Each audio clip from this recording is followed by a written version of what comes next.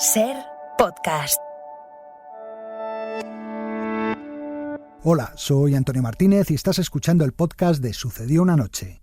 En este capítulo hablamos de Frank Capra, de Venecia y su festival, o de Cantando bajo la lluvia. Tenemos también nuestro juego de las películas y hemos charlado con la directora Laura Hochman. Ojalá que os guste. Bienvenidos a Sucedió una noche, un programa dedicado al mejor cine de todos los tiempos. I wanna hide from the sun, I wanna live in the dark, I wanna go to the movies. Nobody's waiting outside, but I feel alright, 'cause I'm here on my own. I can kiss Marion and Jane, I can sing in the rain, I can be Superman. I'll never come out again. Las estrellas míticas, los grandes directores, las películas inolvidables. Don't look for me in the town, I'm not lost in the crowd, I am here at the movies. Bobby's driving his cat, and Steve has a shark that's 30 feet long. I can fly over the cuckoo's nest and come again, 'cause I'm totally crazy. My eyes are wide shut at last.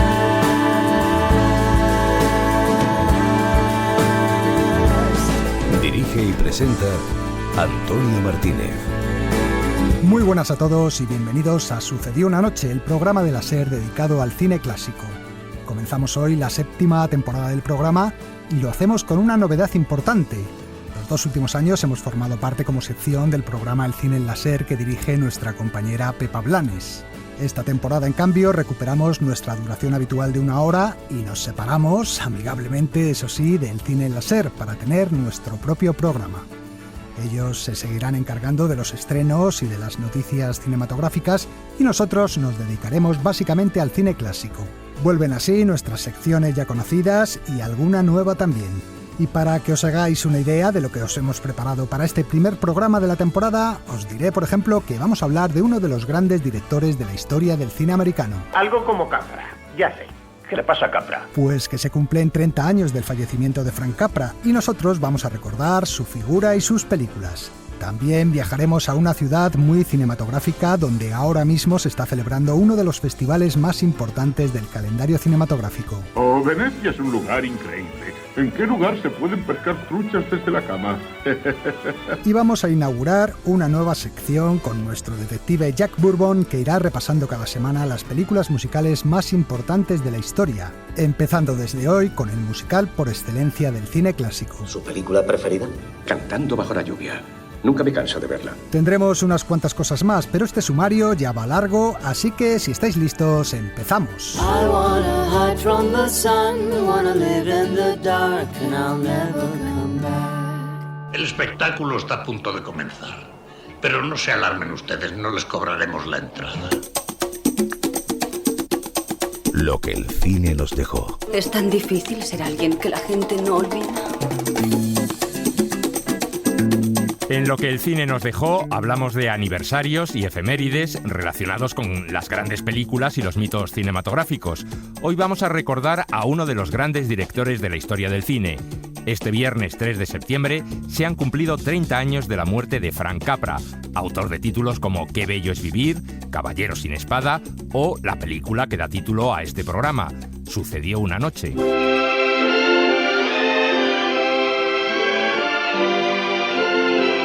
Hubo una vez un director que allá por los años 30 y 40 del siglo XX consiguió hacer realidad el tópico del cine como espejo de los sueños del hombre. Frank Capra era un optimista y sus películas también lo eran. Hay algo maravilloso en el espíritu de la Navidad.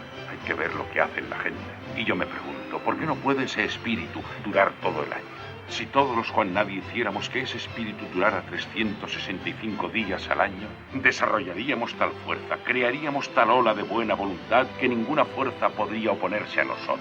En ellas el bien triunfaba sobre el mal, los pobres llegaban a ricos y la injusticia era siempre derrotada. La próxima vez traiga a su abuelita. Así es, como en los cuentos de la abuelita.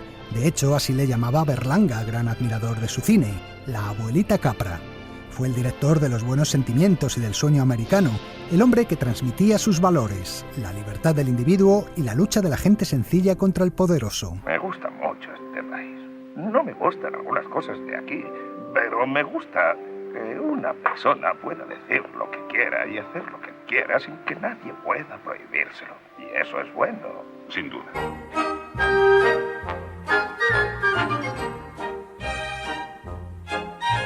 Frank Capra había nacido en 1897 en un pequeño pueblecito siciliano.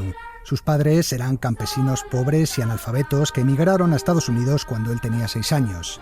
Desde muy pequeño empezó a trabajar en los más diversos oficios. Dame un helado de chocolate, con coco por encima. No me gusta el coco. ¿No te gusta el coco? ¿No sabes de dónde vienen los cocos, Mari? De Tahití, las Islas Fiji, el mar del coral. Así, trabajando de dependiente, vendiendo periódicos y cosas similares, se pagó los estudios y consiguió un diploma como ingeniero químico. Sin embargo, su vida cambió por completo el día en que leyó un anuncio en la prensa. Se busca director de cine para rodar un cortometraje basado en el poema de Rudyard Kipling, La balada de la pensión de Fisher. Capra mintió asegurando que tenía cierta experiencia como director y le dieron el trabajo. Era el año 1922 y el joven tuvo que aprender sobre la marcha los trucos del oficio. Tiene imaginación y mucho talento, ¿verdad? Al mismo tiempo que dirigía otros cortos de bajo presupuesto, hacía también de guionista, montador o atrechista de películas más importantes y poco a poco se fue haciendo un nombre en Hollywood. Durante los años 30 y 40, Frank Capra se convirtió en uno de los directores más importantes y exitosos del cine americano. De hecho, fue el primero en conseguir que su nombre figurara por encima del título de la película. Supo entretenerme y divertirme. Se merece hasta el último centavo. Sus películas arrasaban en taquilla. Títulos como Sucedió una noche. Estas son las murallas de Jericó. Puede que no sean tan fuertes como aquellas que derribó Josué con la trompeta, pero sí más seguras, porque yo no tengo trompeta. Arsénico por compasión. Hay un cadáver en el arcón que hay bajo la ventana. Sí, querido, ya lo sabemos. Sí. ¿Qué lo sabéis? ¡De sobra! Ese caballero murió porque bebió un vaso de vino que tenía veneno. Pero ¿y cómo tenía veneno en el vaso? Pues se lo pusimos en el vino porque se nota menos. En el té tiene un sabor muy especial. Horizontes perdidos. Bienvenidos a Shangri-La. Como ve, las montañas nos protegen por todas partes. Un extraño fenómeno al que estamos muy agradecidos. Fabuloso. Y por supuesto, la que es sin duda su película más conocida, Qué bello es vivir. ¿Qué tal, señor inspector de Hacienda? ¿Cómo está? Señor Bailey, hay un déficit. Sí, lo sé, de $8,000. Tengo aquí un papel. Apuesto que es la orden de mi arresto. ¿No es maravilloso? ¡Felices Pascuas! Aunque rodó películas de diversos géneros, su especialidad eran las comedias, y muchas de ellas tenían un trasfondo político y social. Era la época del New Deal del presidente Roosevelt, que intentaba dar esperanzas a la gente muy machacada por la Gran Depresión. Y el cine también tuvo su Roosevelt en la figura de Frank Capra. ¿Recuerdas el primer día que llegaste aquí? ¿Recuerdas lo que dijiste del señor Lincoln? Dijiste que estaba sentado ahí como esperando a que llegara alguien.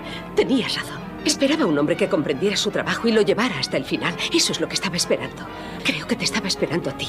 Ganó 3 Oscar como director, en 1935 por Sucedió una noche, en 1937 por El secreto de vivir y en 1939 por Vive como quieras, otra de sus mejores comedias. Estaba pensando en tu familia, Alice. Vivir con ellos debe ser como vivir en un mundo imaginado por Walt Disney. Cada uno hace lo que quiere y le parece, ¿no es así? Sí, el abuelo lo empezó todo. Un buen día dejó sus negocios. Subió en el ascensor, pero luego bajó y no quiso volver a subir. Podía haber sido un hombre muy rico, pero dijo que eso no le divertía. En ella, el director afirmaba que no creía en revoluciones sociales. Comunismo, fascismo, vuduismo y todo acaba en ismo. En esta época, si algo no va como debiera, sales, te buscas un ismo y todo resuelto. Capra estaba convencido de que la bondad anida en el interior de todas las personas y que los pequeños gestos individuales, más que las ideologías políticas, eran la clave para cambiar el mundo. Sí, amigos míos, los mansos heredarán la tierra cuando los Juan Nadie comiencen a amar a sus vecinos. Y será mejor que empiecen ahora. No esperen a que el juego se suspenda por falta de... Despierta, Juan Nadie, eres la esperanza del mundo. Frank Capra. Mis películas siempre se construyen en torno al individuo, en torno a la fuerza interior y oculta que hay en cada persona individual.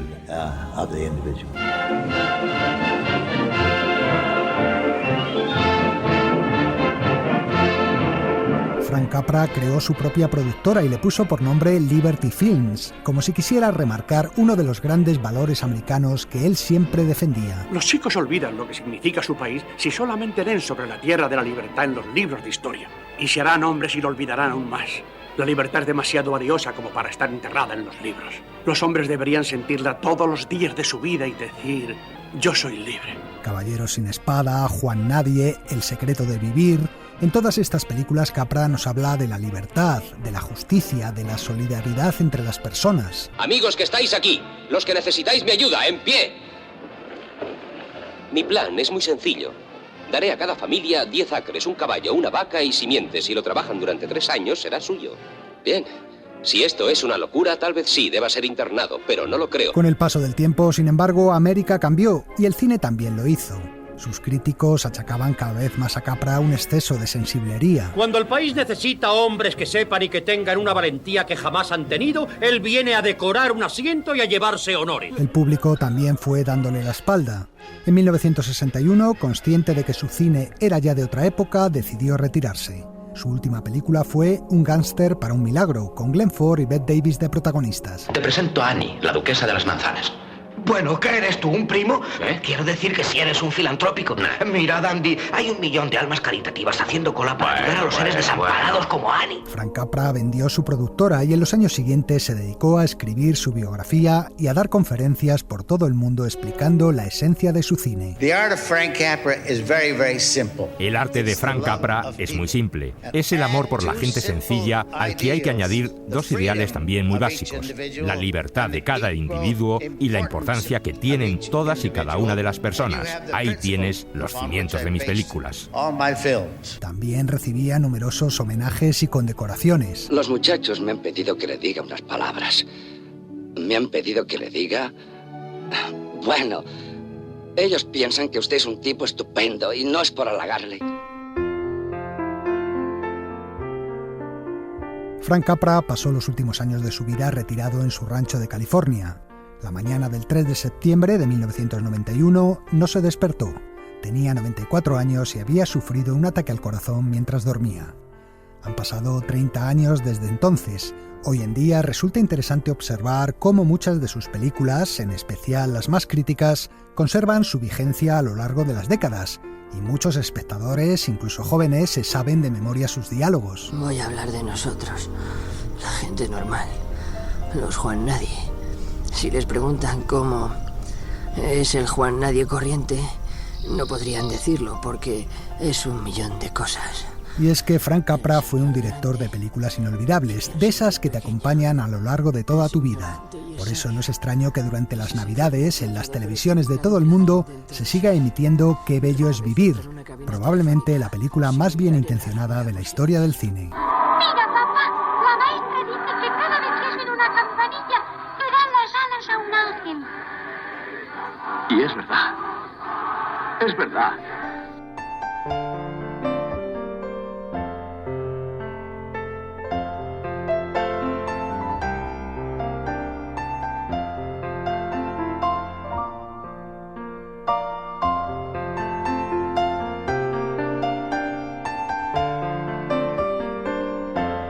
Y vamos a recuperar ahora otra sección que hemos tenido aparcada durante algún tiempo. Es nuestro juego de las películas, un juego en el que ponemos a prueba vuestra cinefilia y vuestra memoria auditiva. ¿Y en qué consiste? Pues tenemos 3 películas, nosotros os ponemos un diálogo de cada una y un tema de su banda sonora, y vosotros tenéis que adivinar los títulos de las 3. Una pista con las de hoy: las 3 son clásicos del cine de ciencia ficción de los años 50 y 60 del siglo XX.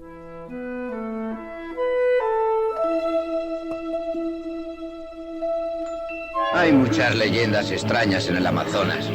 Ya les dije antes que yo también había oído hablar de ese monstruo. Una nativa centenaria me habló de un hombre que vive bajo el agua.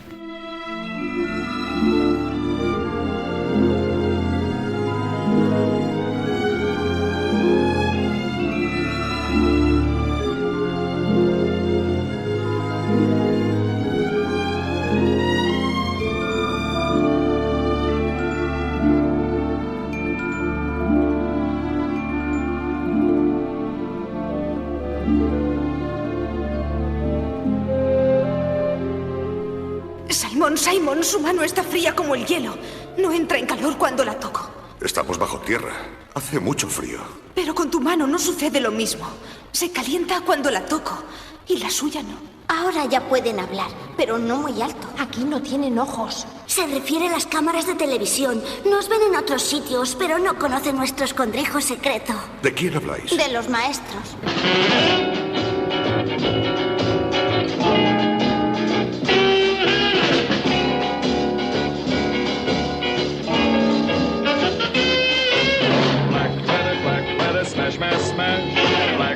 Black leather, crash, crash, crash.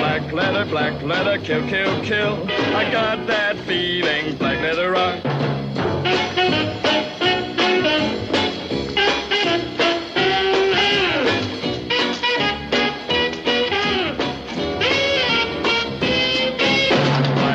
Black leather, smash, smash, smash. Black leather, crash, crash, crash. Black leather, kill, kill, kill. I got that feeling, black leather rock. Me han dicho que habla usted nuestro idioma y que su nombre es señor Klaatu. Solo Klaatu. No necesito decirle que su llegada ha constituido una sorpresa. ¿Ha sido muy largo el viaje? Unos 5 meses de ustedes. Debe venir de muy lejos. De unos 250 millones de millas.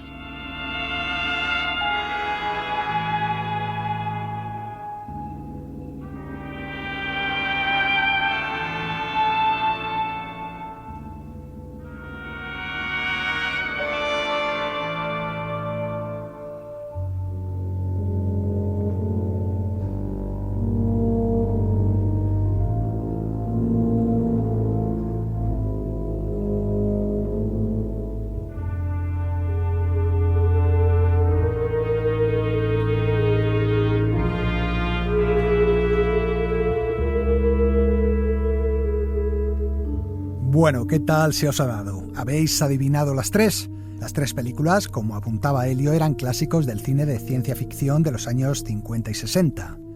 Empezábamos con La mujer y el monstruo, una serie B hoy considerada de culto que Jack Arnold dirigió en 1954. Tras el diálogo sonaba un tema de su banda sonora compuesta por Henry Mancini, una de las primeras que compuso este gran maestro de la música cinematográfica. La segunda película era Estos son los condenados, de Joseph Losey, una de las películas de la etapa inglesa de este director americano que se exilió a Gran Bretaña perseguido por la caza de brujas del senador McCarthy.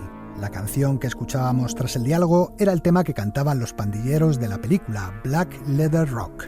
Por cierto, que el título original de esta película de Losey, The Damned, daría nombre a uno de los grupos más importantes de la primera oleada del punk británico de los años 70. Y terminábamos el juego con Ultimátum a la Tierra, la película de Robert Wise cuya banda sonora compuso el gran Bernard Herrmann. Si habéis adivinado las tres, pues ya sabéis, medalla de oro. Si solo dos, plata. Y si solo descubristeis una, medalla de bronce. Dale un título y lo escribirá. Enciclopedia Curiosa del Cine. Parece más una bomba que un libro. Desde el pasado miércoles y hasta el próximo sábado día 11 se celebra la 78 edición del Festival de Cine de Venecia, del cual nos están informando desde allí nuestros compañeros del Cine en Láser. Pero Venecia no solo posee el festival cinematográfico más antiguo del mundo, sino que la propia ciudad se ha convertido muchas veces en un gran plató cinematográfico, que hemos visto en docenas y docenas de películas. Por eso, nuestra enciclopedia curiosa nos propone hoy un paseo de cine por la ciudad y por la historia de su festival. Estamos llegando a Venecia, ¿verdad? Sí, llegaremos dentro de 2 minutos. Esta es la laguna. ¡Qué vistas! Tengo que fotografiar todo esto.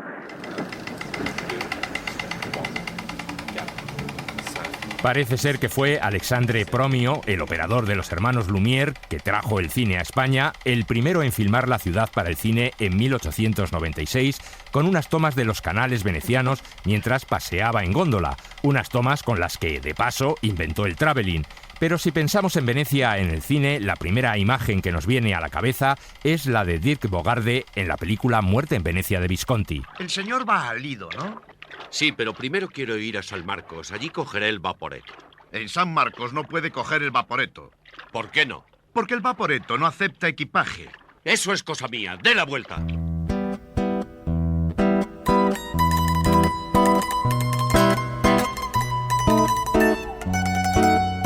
Sin embargo, no hay mejor película para conocer Venecia que otro clásico, esta vez de David Lean, estrenado en 1955, Locuras de verano, probablemente el film que ha mostrado de forma más completa y bella la ciudad de los canales. En ella, Katharine Hepburn daba vida a una americana que vivía en Venecia una historia de amor y fascinación durante unas vacaciones. ¿Es esta su primera visita a Venecia? Sí. Espero que le guste a usted. ¿Cree usted que podrá no gustarme? Estoy seguro de que sí, pero no a todo el mundo le gusta del mismo modo. Hay personas que la encuentran tranquila y a otros les parece ruidosa. Y en efecto es muy ruidosa, pero a la mayoría les parece muy bonita. Ya. Pues creo que yo seré de la mayoría. Pero Muerte en Venecia y Locuras de verano no son ni mucho menos las únicas películas que muestran la ciudad. En sus callejas y puentes se perdían, por ejemplo, los protagonistas de El placer de los extraños de Paul Schrader o Donald Sutherland y Julie Christie en el clásico de los 70, Amenaza en la sombra. Por aquí. Creo que he encontrado el camino. Ya hemos pasado por este puente. Bueno, nunca me ha importado perderme en Venecia. Incluso Woody Allen se perdía en sus calles intentando ligarse a Julia Roberts en Todos dicen I Love You. No sabrá por dónde cae el Hotel Gritti, ¿verdad? Oh, creo que está por ahí. ¿Por ahí? Sí. Porque, claro, al correr por Venecia, todo es tan serpenteante. Laberíntico. James Bond la visitó en 3 películas, Moonraker, Desde Rusia con amor y Casino Royale, e Indiana Jones lo hizo en la tercera de su saga. Llama a Donovan Marcus, dile que acepto ese billete para Venecia. Le diré que aceptamos 2. La ciudad aparece también en las varias películas que cuentan la historia de uno de sus hijos más famosos, Casanova. Te expulso de Venecia. Excelencia, yo solo venero la belleza, eso no hace mal a nadie. Pues venérala en París o en Londres. O en dramas shakespearianos como El Otelo de Orson Welles o El Mercader de Venecia, al que dio vida en el cine Al Pacino. Ha infamado mi nombre. Se ha reído de mis pérdidas y burlado de mis ganancias. Ha insultado a mi raza, hundido mis negocios, enfriado a mis amigos e inflamado a mis enemigos. ¿Y cuál es su razón? ¡Que soy judío! Por no hablar de la infinidad de películas italianas que la utilizan como escenario principal o secundario. En Venecia, La luna y tú, sin ir más lejos, Alberto Sordi hacía de gondolero. Venecia, la luna y tú. Gino, pon otra guirnalda allí, a popa. Venga, no ahorremos. Nina se sentirá orgullosa de que mi góndola sea la más bonita de la procesión. Y cómo no, también hemos visto en muchas películas su famoso carnaval, tan elegante como licencioso. ¡Oh, Venecia! ¡Ni una zorra, mierda, defecadora, vieja pestilente!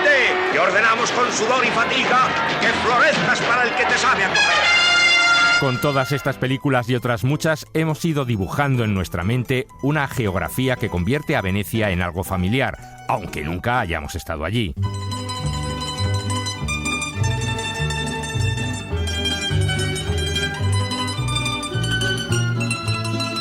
Todo recorrido por la ciudad comienza en el mismo lugar. La famosa Piazza San Marco. No cambien nada. Absolutamente nada. No, señora. La Plaza de San Marcos. Napoleón la definió como el salón más hermoso del mundo. Allí están la Basílica, el Campanile o el Palacio Ducal. El cine también nos ha hecho viajar por su laberinto de calles, canales y puentes, con el de Rialto como el más famoso, o el impresionante Gran Canal y sus palacios repletos de arte. ¡Qué barbaridad! Habitaciones llenas de cuadros, cientos de cuadros, todos pintados a mano. Y un cristal lindísimo. Con el cine aprendimos también a disfrutar de la gastronomía veneciana. En Italia se sienta uno a comer y se come de verdad. En París se sienta uno y ¿qué come? Una salsa. Y de sus bares y cafés más emblemáticos. ¿Por qué no ir al bar de Harry esta noche? El Harry's Bar que frecuentaba Hemingway o el elegante Café Florian. Y por supuesto, las películas nos acostumbraron también a uno de los símbolos más reconocibles de la ciudad. Verá, fuimos a Venecia y un día subimos a una de esas cosas que se empujan con un palo. No es un torero, eso fue en España, pero era algo parecido. ¿Se refiere quizá a un gondolero? Exacto, gondolero. Y cantaba una canción preciosa. Las góndolas y sus gondoleros cantarines son la quinta esencia de Venecia. También se puede viajar por la ciudad en sus autobuses acuáticos llamados vaporetos o visitar otras de las islas cercanas. Murano es famoso por su cristal. Es muy bonito. Murano está muy bien, pero si uno es cinéfilo de pura cepa, no dudará en visitar la isla más famosa de la laguna. Allí se celebra el Festival de Cine. Usted tranquilo, señor. Ya verá cómo lo pasa bien en el Lido. Le gustará. Hay mucha gente y mujeres preciosas. Vale la pena el viaje. El Lido es una isla de unos 12 kilómetros de largo y unos 2 o 3 de ancho. Una de las costas da al mar abierto y por eso es conocida como la Playa de Venecia. En tiempos fue uno de los destinos turísticos preferidos de la aristocracia y de la alta burguesía europea. Oye, ¿cómo se encuentra, Matt? Estupenda. El clima del Lido le ha sentado muy bien. Me alegro. Fue un dramático descenso de turistas durante los años 30 lo que animó al político veneciano Giuseppe Volpi a crear el Festival de Cine en el Lido, como motor para reactivar el turismo y de paso mejorar la imagen internacional de la Italia de Mussolini. La primera edición se celebró en 1932 y la primera película que se proyectó fue El hombre y el monstruo, con Friedrich March dando vida al Dr. Jekyll y a Mr. Hyde. Bueno, no es que seas una belleza. Tienes razón, no soy una belleza. Tal vez prefieras un caballero, ¿eh? Pero, ¿de qué estás hablando? Incluso me temes, ¿verdad? No te temo. ¿En serio? En sus primeros años el festival sufrió muchas presiones políticas por parte del gobierno fascista de Mussolini. The Olympic Games have begun. The best athletes in the world have come to Berlin. Algo que se notó sobre todo cuando Leni Riefenstahl, amiga personal de Hitler, se llevó el León de Oro por Olimpiada, la epopeya documental sobre los Juegos Olímpicos de Berlín de 1936. Fue precisamente esta la causa que animó a cineastas franceses y norteamericanos para fundar el Festival de Cannes como protesta. El Festival de Venecia dejó de celebrarse varios años durante la Segunda Guerra Mundial y volvió a ponerse en marcha en 1946. En los años 50 se gana el reconocimiento internacional gracias a la participación de cinematografías de todo el mundo como la hindú o la japonesa, hasta entonces casi desconocidas en Occidente. ¿Qué ha pasado? Una persona ha sido asesinada. Vaya novedad. ¿Por qué no subes al tejado de la puerta de Rashomon? Si miras a lo lejos desde ahí arriba verás cadáveres por todas partes. Los 60 son sobre todo los años del cine italiano con estrellas como Marcello Mastroianni o Claudia Cardinale y directores como Fellini, Visconti, Pasolini o el profundo Michelangelo Antonioni. No se equivoquen, no soy un filósofo. Al contrario, soy alguien profundamente atado a las imágenes. Solo descubrí la realidad cuando empecé a fotografiarla. En los años 70 el festival entra en crisis y renuncia a su carácter competitivo. Aún así, se estrenan allí grandes películas como Novecento de Bertolucci o La naranja mecánica de Kubrick. Fuimos asaltados por una banda de jóvenes criminales en esta casa, en esta misma habitación. Yo quedé tullido para siempre, pero ella tuvo una agonía aún peor. En los 80 el festival recupera su carácter competitivo y gana en prestigio. Películas como E.T., El extraterrestre o Blade Runner se exhiben allí por primera vez. Se crean nuevas secciones y retrospectivas y los programadores se arriesgan mucho más. Por ejemplo, se atrevieron a proyectar La última tentación de Cristo de Scorsese, provocando un gran escándalo. Eso es blasfemar. No te lo han dicho. Yo soy el santo de la blasfemia. Aquel mismo año, 1989, Almodóvar presentó Sus mujeres al borde de un ataque de nervios y se llevó el premio al mejor guión.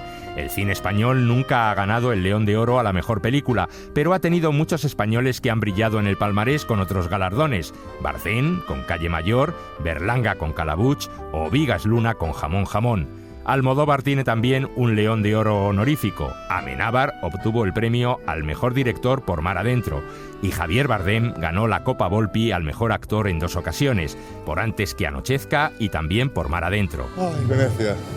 Sí, es que la primera película me sacaron del barrio de Salamanca y me trajeron a Venecia con Jamón Jamón, en el año 92. Entonces yo me quedé como alucinado.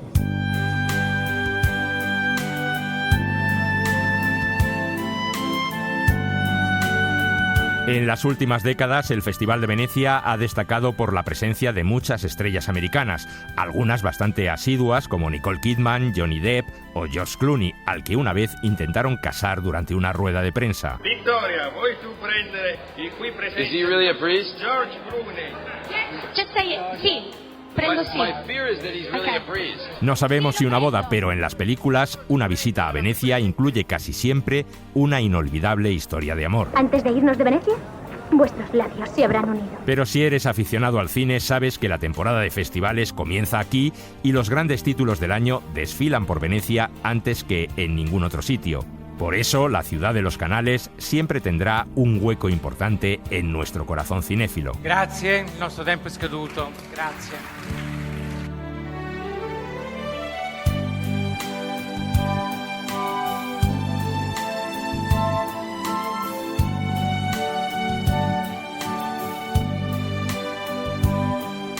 Sucedió una noche. El cine clásico en la SER.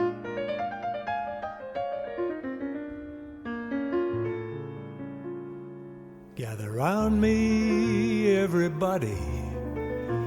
Gather round me while I preach some. Feel a sermon coming on me. The topic will be sin, and that's what I'm again. If you want to hear my story,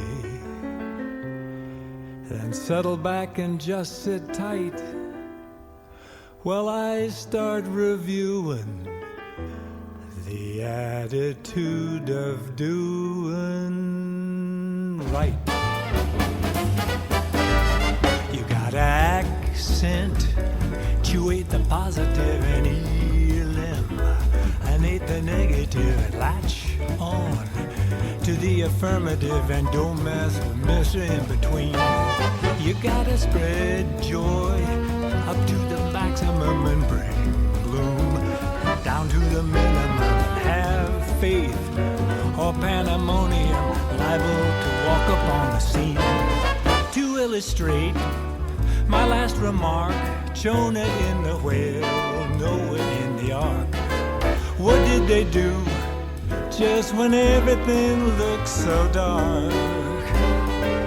Man, they said we better accentuate the positive and healing, and ain't that negative and latch on to the affirmative and don't mess with Mr. In Between. El que canta es Clint Eastwood, con este clásico de la música americana que grabó para la banda sonora de su película Medianoche en el Jardín del Bien y del Mal. Y vamos ahora con otra de las secciones que regresan a nuestro programa. En el Cine de su Vida charlamos cada semana con distintos invitados sobre sus referentes cinematográficos, sobre películas y muchas cosas más. Una sección que cada semana nos prepara Elio Castro. Si ese avión despega y tú no estás a su lado, te arrepentirás. Tal vez no hoy ni mañana, pero sí muy pronto y para el resto de tu vida. El cine de su vida. Es de Casablanca. Toda mi vida he estado esperando decirlo.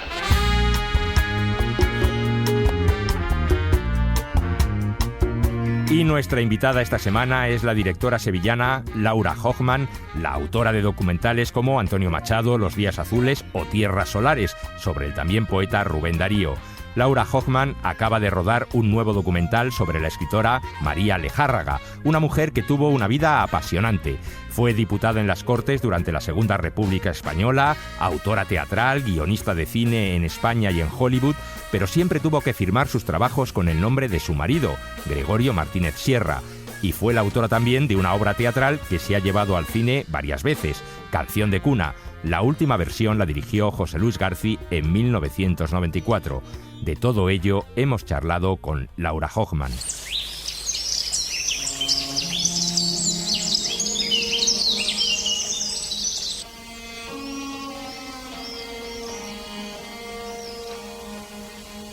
La historia de María es tan increíble que claro, me llamó mucho la atención y empecé a leer más. ¿Esta mujer quién es? ¿Y por qué no sabemos nada de ella?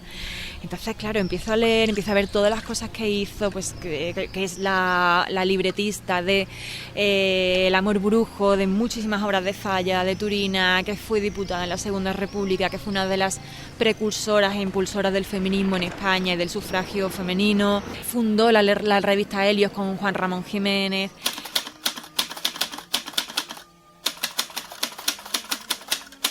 Ellos crearon una marca en la que Gregorio, digamos, era como la parte más empresarial, más comercial, tenía mucho don de gente, se ocupaba pues de conseguir los teatros, él dirigía, ¿no? Era el director de las obras, pero la escritora era ella. Ave María Purísima. Sin pecado, etcétera, etcétera. Bien, concebida y esto, todo esto. Bueno. Buenos días, hermana. Buenos días, don José. Una obra de teatro que tuvo un éxito fantástico, que después se llevó al cine hasta 5 veces, incluso en Hollywood. Y bueno, en España conocemos la de Garci, ¿no? Que además estuvo, creo que fue la primera película española que estuvo en Sundance, que además recuerdo que, Garci cuenta que fue Robert Redford personalmente el que la vio y la escogió. Todos sabemos que la escribió ella, que la escribió María, pero legalmente sigue siendo el autor.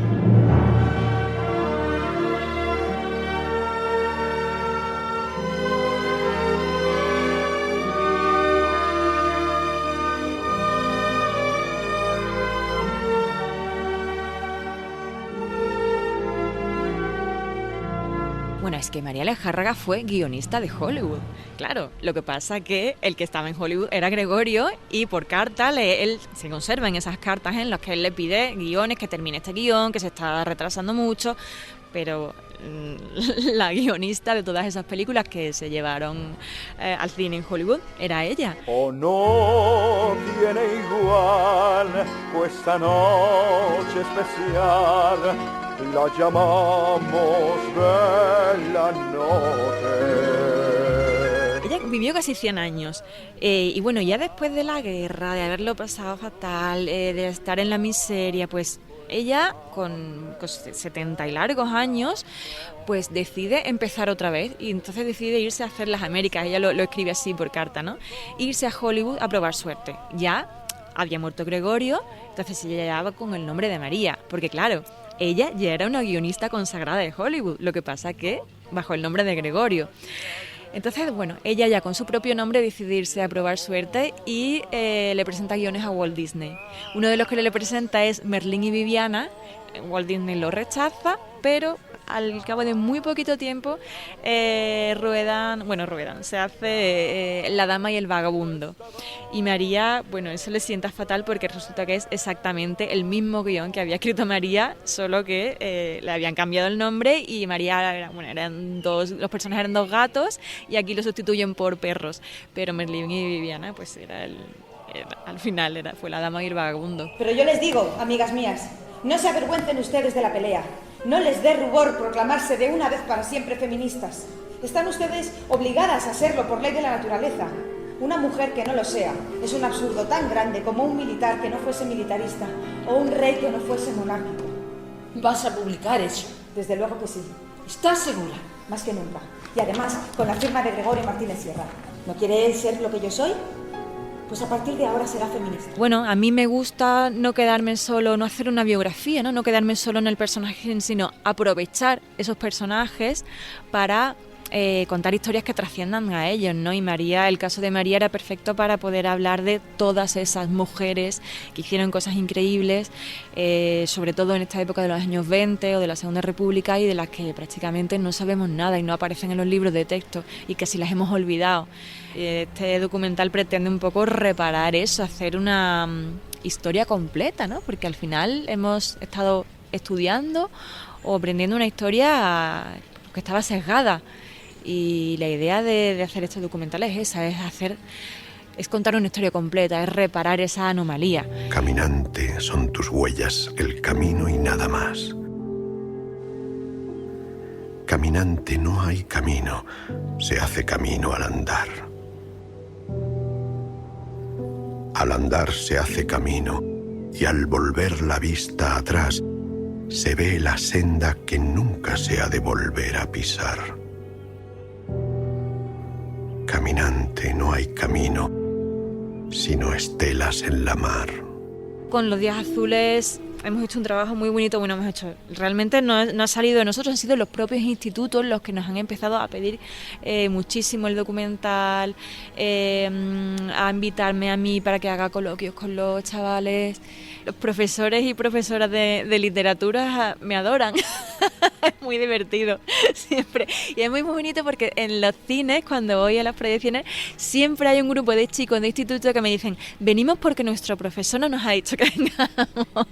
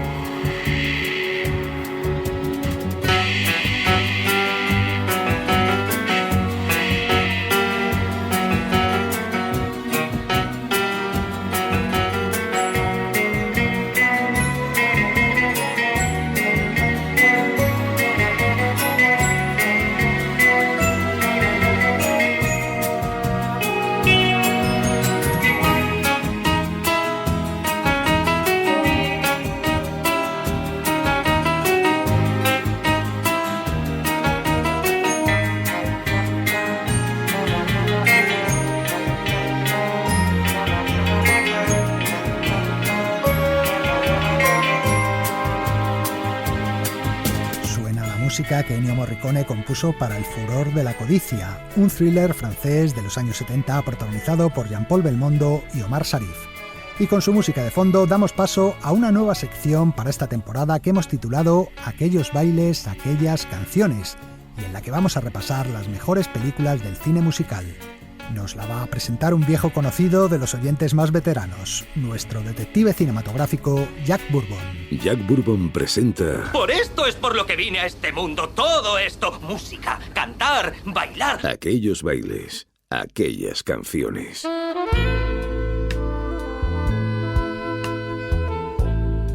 Vamos a ver si me sale...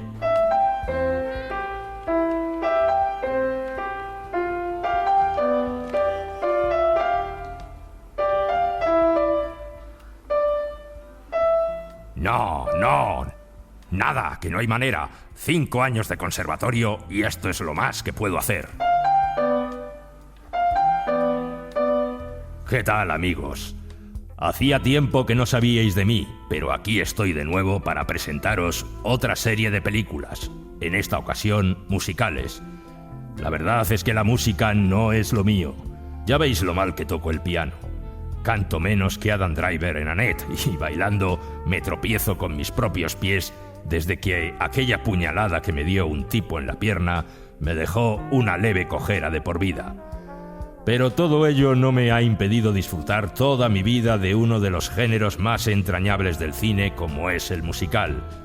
Si en otras temporadas os he presentado las mejores comedias o los clásicos indiscutibles del cine de terror, esta temporada os hablaré de películas musicales. He elegido las 50 mejores del género y en cada programa os presentaré una de ellas. Y para empezar, como no, tenemos al musical de los musicales, la película más famosa del género, Cantando bajo la lluvia. Good morning, we've talked the whole night through. Good morning to you. Good morning, it's great to stay up late. Good morning to you. Probablemente hay otros musicales mejores y más espectaculares, pero ninguno resume como este el espíritu de alegría y diversión que caracteriza el género. Incluso me atrevería a decir que es una de las mejores y más preciosas cosas que jamás haya creado un americano. No, es mejor que todo eso. Cantando bajo la lluvia es eterna. La película resulta la simbiosis perfecta de los 3 elementos que forman un musical: la danza, la música y las canciones. Los números musicales están perfectamente integrados en la historia y en muchos casos sustituyen a los diálogos. ¿Y por qué no la conviertes en una película musical? Sí, intercalando canciones y bailes, cortando escenas malas y añadiendo otras nuevas. Ya está hecho. ¿Lo creéis posible? Pues claro. Sí, es muy fácil. Quizás sea una locura, pero vamos a intentarlo. Además, es una de las mejores películas que Hollywood ha hecho sobre sí mismo, ya que está ambientada en un momento histórico para el cine: el paso de las películas mudas a las películas habladas. Vamos, Lina, recuerde, aquí está el micro, escondido en el arbusto. Sí. Hable frente a él. El sonido pasa por el cable a la cabina y un hombre registra su voz en un gran disco de cera. Pero para lograrlo tiene que hablar frente al micrófono que está en el arbusto. Pero si el de Gene Kelly es el rostro con el que todo el mundo relaciona Cantando bajo la lluvia, su verdadero padre es otro grande del cine cuyo nombre es mucho menos conocido por el gran público. Ladies and gentlemen, Mr. Arthur Freed. Arthur Freed fue uno de los productores más famosos de la historia de Hollywood, responsable de títulos como El Mago de Oz, Un día en Nueva York o Un americano en París. Su carrera había comenzado como letrista de canciones. Me gustaría presentarles a estos chicos por si ustedes se los encuentran alguna noche amenizando sus casas y quieren saludarles cordialmente. El señor Nasio Herr Brown, compositor, al piano, y el señor Arthur Freed, autor de las letras. En 1951, Freed estaba en la cúspide de su carrera y quiso regalarse un auto-homenaje produciendo una película a partir de las viejas canciones que él había creado junto a Nasio Herr Brown en los años 20 y 30 del siglo XX. Así que escogió los temas y los guionistas escribieron una historia a partir de ellos. Una historia que sería dirigida por Stanley Donen y el propio Gene Kelly. Moses supposes his toes are roses, but Moses supposes erroneously. For Moses, he knows his toes aren't roses, as Moses supposes his toes to be. Gene Kelly era una apuesta segura, pero la elección de la protagonista femenina fue mucho más arriesgada. Todas las actrices conocidas eran demasiado mayores para el papel, y al final Fried y el jefazo de la Metro, Louis B. Mayer, decidieron apostar por una novata de 19 años que llevaba poco tiempo en el estudio, Debbie Reynolds. Me llamaron al despacho de Mayer. Yo era una niña y fui corriendo a su oficina muerta de miedo y me dijo: Debbie, quiero que actúes en Cantando bajo la lluvia. Y yo dije: por supuesto. Es con Gene Kelly, me advirtió, y yo asustada le contesté que no sabía bailar, pero me dijo: bailarás. La verdad es que Gene Kelly se puso furioso cuando se enteró de que su partener no sabía bailar. Pensaba contratarla, pero si ello va a ser causa de que usted y Lina tengan un disgusto. Al final fue Fred Astaire el que le apaciguó, prometiéndole que él mismo le enseñaría a la chica los pasos fundamentales antes de que el propio Gene tuviera que hacerse cargo de ella. Gene Kelly era un gran profesor, muy exigente, muy duro. No me iba ni a casa. Prácticamente dormía en el estudio y trabajé como una loca para estar a la altura de Gene Kelly y Donald O'Connor. Tardamos 1 año y medio en hacer la película, pero para mí bailar con esos dos caballeros fue un gran reto. Estoy orgullosa porque hice un buen trabajo. Donald O'Connor, en efecto, hacía de tercer protagonista, firmando además uno de los mejores números, no ya de la película, sino de todo el género musical. En esa escena, el personaje de O'Connor intenta animar al protagonista, que está triste, explicándole una de las principales misiones que tienen los actores. ¿Qué es lo primero que aprende un artista? Que la función debe continuar. Con lluvia, con sol, con nieve, con hielo, la función debe continuar. ¡Sufre y ridi! ¡Pagliacci! ¡Ridi! Ridi, ¿eh? Sí. Make 'em laugh, make 'em laugh. Don't you know everyone wants to laugh? My dad said be an actor, my son, but be a comical one. They'll be standing in lines for those old honky-tonk monkey shines. Or you could study Shakespeare and be quite elite, and you could charm the critics and have nothing to eat. Just slip on a banana peel, the world's at your feet. Make 'em laugh, make 'em laugh, make 'em laugh. O'Connor baila y canta de forma frenética, salta, se pelea con un maniquí, da volteretas, se sube literalmente por las paredes o las atraviesa. Un número de una alegría y un frenesí tal que acaba contagiando al espectador. Se cuenta que un error de laboratorio hizo que se estropeara la escena una vez positivada y el actor tuvo que repetirla de nuevo, acabando tan agotado que tuvo que guardar un par de días de cama tras la sesión. Pero por encima incluso del Make 'em Laugh hay otro número en la película que destaca sobre todo. Queda mucho por rodar. Una escena y un número. ¿Qué número? El número de la canción que da título al film. ¿Qué va usted a cantar, señorita Lamont? Cantando bajo la lluvia. Cantando bajo la lluvia. ¿En qué tono?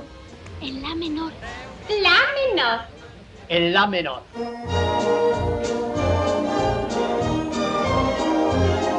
I'm singing in the rain, just singing in the rain. What a glorious feeling, I'm happy again. En realidad, la canción Singing in the Rain ya había aparecido en otras películas con anterioridad. La primera en Hollywood Review de 1929.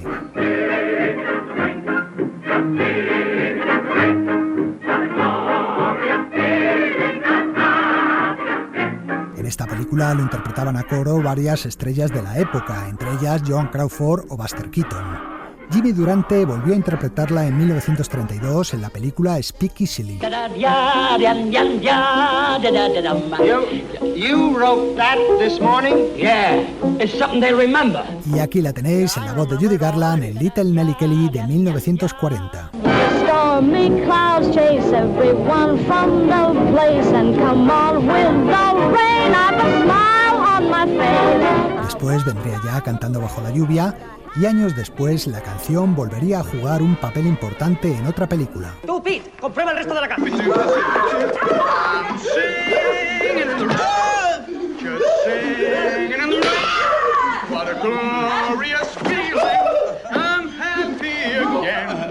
Es una escena de La Naranja Mecánica. Malcolm McDowell y su pandilla la cantan mientras violan a una mujer y golpean a su marido. Al director Stanley Kubrick le preocupaba tanto cómo reaccionaría la gente ante esta violenta utilización de un clásico como Singing in the Rain, que pidió consejo a Stanley Donen. Stanley Kubrick is a very close friend of mine. Stanley Kubrick era un buen amigo mío. Una mañana me llamó y me dijo que estaba muy preocupado por algo que aparecía en su película. Me invitó a una proyección privada y al terminar me preguntó qué me parecía el que hubiera utilizado Singing in the Rain de esta manera. Yo le dije que estaba encantado porque La Naranja Mecánica era una película magnífica y que no se preocupara porque nada tenía que ver con mi película. Él solo había utilizado la canción. Beautiful girl, you're a lovely picture, beautiful girl. Pero dejemos a un lado La Naranja Mecánica, a Judy Garland o a Jimmy Durante. El hombre que le puso la voz y el ritmo adecuado para convertir Singing in the Rain en un clásico inmortal no fue otro que Gene Kelly. Arthur Freed vino y me dijo: ¿qué crees que puedes hacer con esta canción? Bueno, le dije, lo que dice el título: cantaré y bailaré mientras llueve. Fue muy fácil. Así es, Gene Kelly siempre dijo que había sido uno de los números musicales más fáciles de toda su carrera, pero lo cierto es que el actor rodó la escena saltando y bailando sobre los charcos con 39 de fiebre y a riesgo de coger una pulmonía. Buenas noches, Don. Cuídate esa garganta. Ahora eres una estrella musical, ¿lo recuerdas? Esta llovizna de California soy más copiosa que de costumbre. ¿De veras? Para mí todo es luminoso y el sol brilla por todas partes. El actor estuvo muy profesional y apenas se necesitaron varias tomas para rodarla. El resultado, una de las escenas más famosas de la historia del cine. Una calle llena de charcos, una farola, un paraguas y una canción. La quintesencia del cine musical. I'm singing in the rain, just singing in the rain. What a glorious feel, and I'm happy again. I'm laughing at clouds so dark up above, and the sun's in my heart, and I'm ready for love. La verdad es que me resulta difícil entender que a alguien no le pueda gustar cantando bajo la lluvia. Una última curiosidad sobre esta escena. La secuencia tuvo que rodarse de día porque el estudio no quería pagar horas extras al equipo por trabajar de noche, así que lo cubrieron todo con una lona negra e idearon una conducción de agua muy compleja para simular la lluvia. Como no se conseguía el efecto deseado, mezclaron el agua con leche para que las gotas se vieran mejor en la pantalla.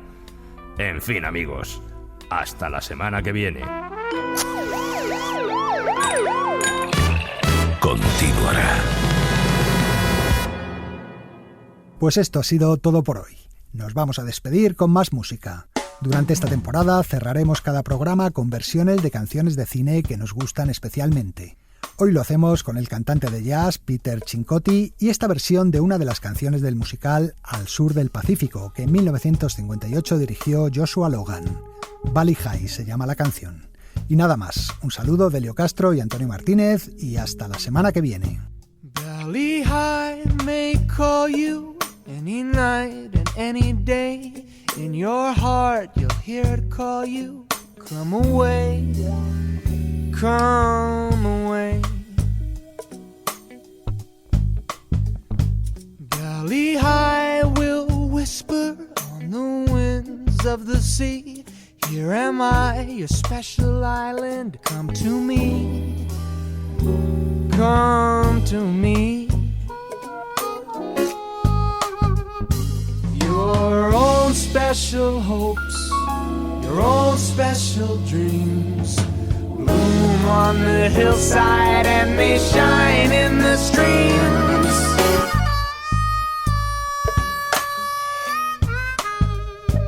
If you try, you'll find me where the sky meets the sea.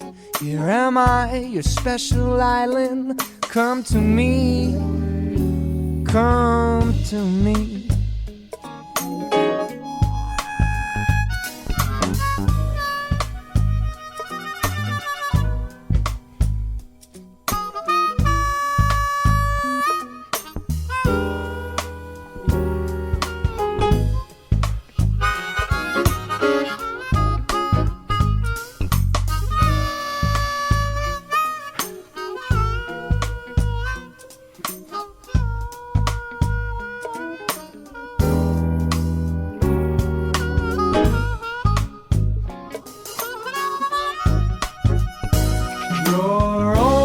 special hopes, your own special dreams bloom on the hillside and they shine in the streams.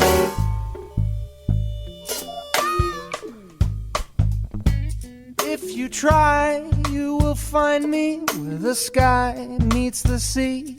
Here am I, your special island.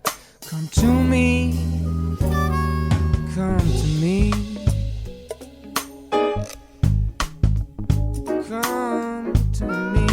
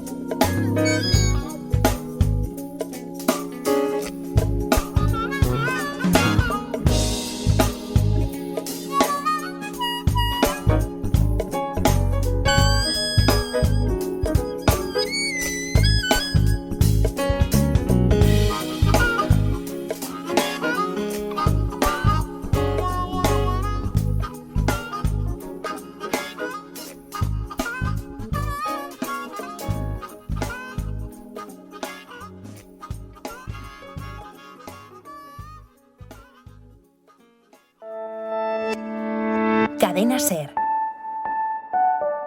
La radio.